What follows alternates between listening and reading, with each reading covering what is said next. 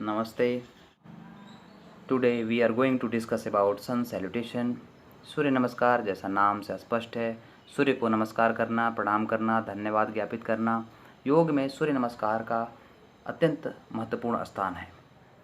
सूर्य नमस्कार के लिए यह कहा जाता है, ऋषियों द्वारा यह सिद्ध किया जा चुका है कि यह हमें साधना के उच्चतम स्तर तक ले जाने में मदद करता है। It starts from simple physical exercise to a complete sadhana. अब प्रश्न उठता है कि सूर्य नमस्कार करते समय किन किन बातों का ध्यान रखना चाहिए, तो इसमें क्या क्या चीज़ें शामिल होती हैं।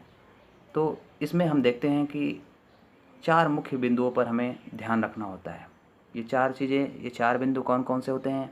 इट इंक्लूड्स आसन, प्राणायाम, मंत्रा एंड चक्रा मेडिटेशन। ये 4 बिंदु को ध्यान में रख के हम लोग सूर्य नमस्कार का अभ्यास करते हैं। प्रश्न यह उठता है कि सूर्य नमस्कार का अभ्यास क्यों करें, क्यों करना चाहिए? Reason to practice sun salutation. इसमें एक एक करके हम इसके फ़ायदे हैं वो देखेंगे। इसमें पहले नंबर पे आता है it can be practised by anyone. यह किसी के द्वारा अभ्यास किया जा सकता है। इसका अभ्यास किसी भी उम्र का छोटा बच्चा, नौजवान या बुजुर्ग व्यक्ति कर सकता है। दूसरा है it can be practised anywhere. इसको आप घर में कर सकते हैं, बालकनी में कर सकते हैं, ग्राउंड में कर सकते हैं, इंडोर आउटडोर, और आप कहीं टूर करने जा रहे हैं, कहीं घूमने जा रहे हैं, वहाँ पे भी कर सकते हैं, रिलेशन में जा रहे हैं, वहाँ पे भी कर सकते हैं। इसकी नियमितता को आप हर जगह कहीं पर भी मेंटेन कर सकते हैं। तीसरा बिंदु है it can be practice any time. यह सुबह भी कर सकते हैं। सूर्य नमस्कार का अभ्यास शाम को भी किया जा सकता है। बस यह ध्यान रखना है कि खाली पेट इसका अभ्यास करना चाहिए। इसका चौथा पॉइंट है it takes only 3 to 10 minutes. सामान्य रूप से यह 3 से 10 मिनट के अंदर इसका अभ्यास किया जा सकता है, लेकिन आप इसको अधिकतम बढ़ाकर आधे घंटे तक या 45 मिनट तक भी इसका अभ्यास कर सकते हैं। It acts on entire body. सामान्य आसनों में कुछ विशेषता होती है कि वो किसी खास अंग पर, खास विशेष अंग पर कार्य करते हैं, उनका विकास करते हैं, उनको लाभ पहुंचाते हैं। लेकिन सूर्य नमस्कार में पूरा शरीर ही इन्वॉल्व होता है, पूरे शरीर को लाभ मिलता है। It requires no equipment. यह भी एक इसकी विशेषता है सूर्य नमस्कार की। सूर्य नमस्कार में कोई भी इक्विपमेंट की आवश्यकता नहीं होती है। कोई स्पेशल शूज़ नहीं चाहिए, कोई स्पेशल कस्ट्यूम नहीं चाहिए, कोई भी कंफर्टेबल ड्रेस में आप इसका अभ्यास कर सकते हैं। It improves digestive system. यह आपके पाचन तंत्र को भी मजबूत करता है। It massages the liver, stomach, spleen, intestine and kidney. यह आपके शरीर के इंटरनल ऑर्गन्स जो हैं उनको मसाज भी देता है। मसाज का ये फ़ायदा होता है कि जिस भी पार्ट का मसाज होता है उसको रिलैक्सेशन होता है, वो एक्टिवेट होता है, अच्छे तरीके से सुचारू रूप से कार्य करता है। It improves lungs capacity. या श्वसन तंत्र का जो मुख्य अंग है लंग्स, फेफड़े, उनके कार्य की क्षमता को भी यह बढ़ाता है। ऑक्सीजनेट्स द ब्लड। यह रक्त में ऑक्सीजन की मात्रा को बढ़ाता है, ब्लड को ऑक्सीजनेट करता है, और ब्लड के ऑक्सीजनेट होने से आप ऊर्जान्वित महसूस करते हैं। आप बहुत ही तरोताज़ा फील करते हैं, हर एक काम को करने में आपका मन लगता है। यह है एक इसका फ़ायदा। और क्या है, it improves the nervous system. यह आपके तंत्रिका तंत्र को भी इम्प्रूव करता है, अच्छा बनाता है। It promotes good sleep. अगर आपको नींद की बीमारी है, आइसोमेनिया जैसी प्रॉब्लम है, या बेड पे आप लेटते हैं, बहुत देर तक आपको नींद नहीं आ रही है, तो इसका अभ्यास करके, सूर्य नमस्कार का अभ्यास करके आप इसका लाभ उठा सकते हैं, नींद ना आने की समस्या को भी दूर कर सकते हैं। It improves memory power. यह आपकी याददाश्त को भी दुरुस्त करता है, मजबूत बनाता है, अच्छा बनाता है। आपकी मेमोरी पावर अच्छी होती है इसके अभ्यास से। It reduces anxiety. यह चिंता के स्तर को भी कम करता है। आप बहुत चिंतित हैं किसी विषय को लेके, आप दैनिक अभ्यास सूर्य नमस्कार का करने से आपके वह चिंता का स्तर निश्चित रूप से घटता है। It improves muscle structure of the whole body. आपका ढीला ढाला शरीर एक सुगठित शरीर के रूप में परिवर्तित होता है सूर्य नमस्कार के अभ्यास से। आप एक अच्छी काया को प्राप्त करते हैं इस सूर्य नमस्कार का अभ्यास करके। और इसका मुख्य फ़ायदा एक और है, it increases immunity to disease.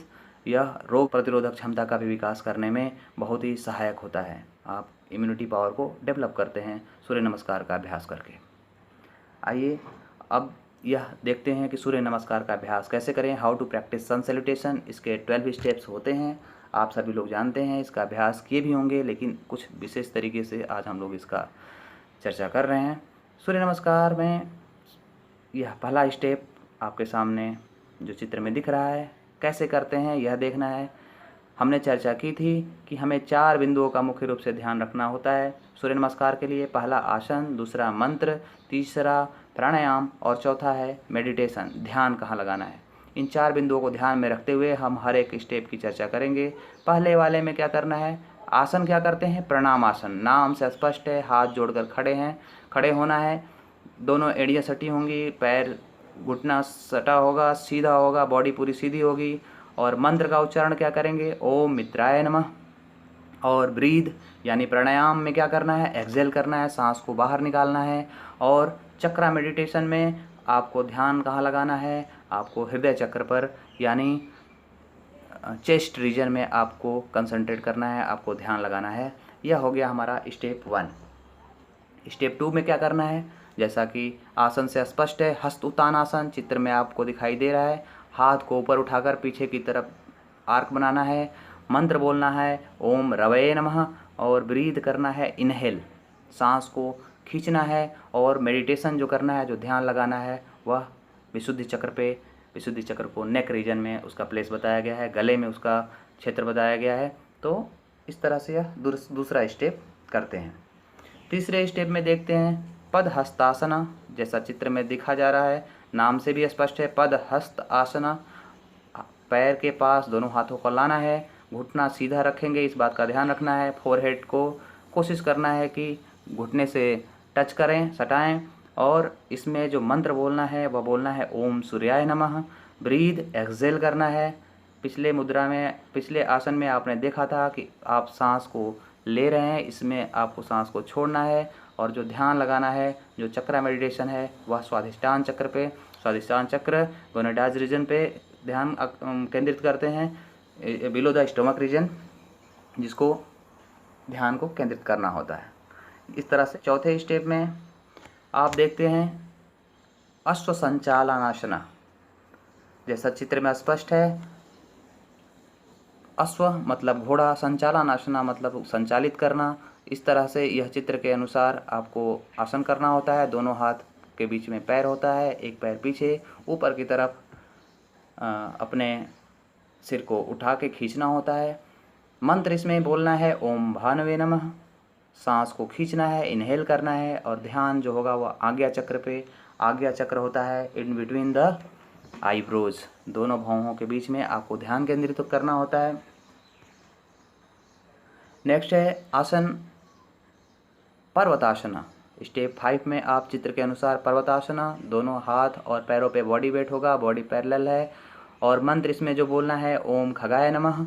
और ब्रीथ एक्सेल करना है, सांस को छोड़ना है। और ध्यान जो है वह विशुद्धि चक्र पे, विशुद्धि चक्र यानी नेक रीजन में पहले भी चर्चा हो चुकी है, विशुद्धि चक्र पे इसमें ध्यान केंद्रित करते हैं। इस तरह से यह 5वां आसन हुआ।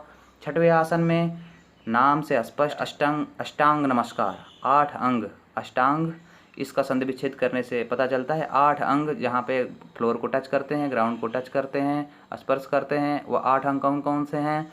ये 2 पैर, 2 घुटने 4, 2 हाथ 6, एक चेस्ट 7 और एक फोरहेड या चिन कह सकते हैं।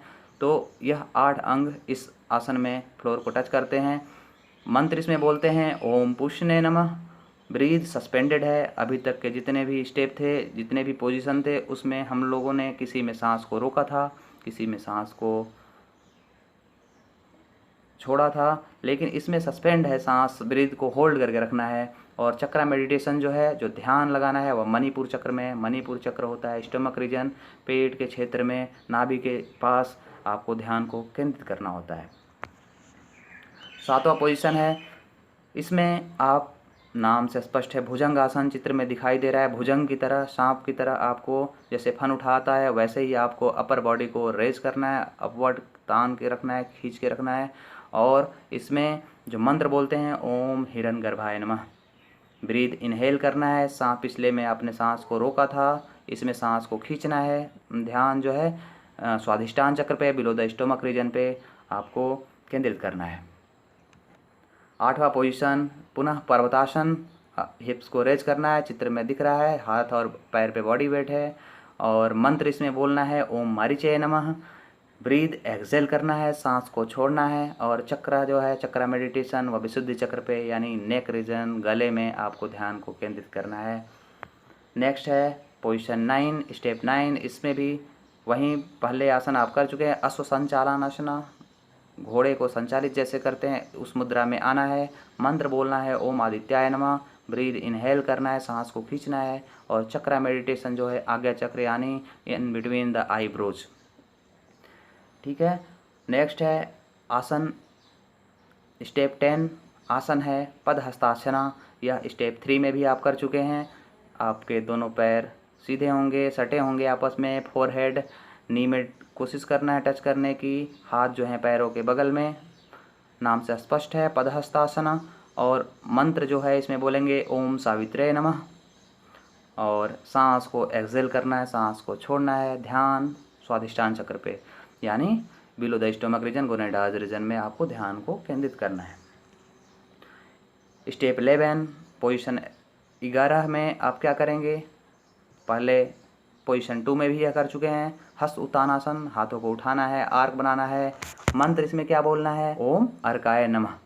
ब्रीथ को इनहेल करना है, सांस को खींचना है।